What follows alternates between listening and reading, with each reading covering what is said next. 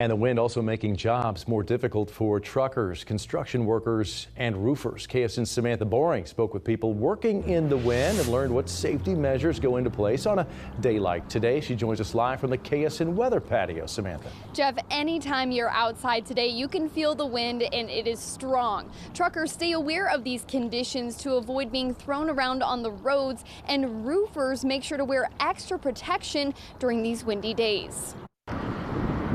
Doesn't feel all too different from sliding on ice, just a little more push to it. Joe Sheets is one of thousands of truckers driving across the U.S. every day, working in all types of weather, including Kansas wind. If you don't have a load on and you're not heavy, the truck's going to act like a sail, and it's going to pick you up and it's going to throw you around. He says drivers need to react to the wind by driving slower.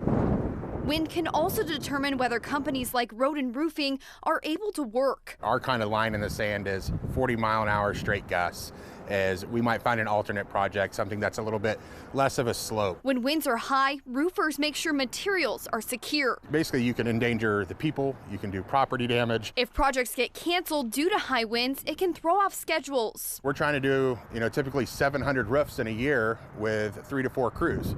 And so if we miss or have to change around 2 days, it doesn't just affect that person, it affects the next 80 to 90 people in the queue. Roden Roofing says safety is important to avoid equipment being picked up by the wind. If you're driving near a semi in this wind, make sure to give them plenty of room to avoid being hit if a strong gust comes.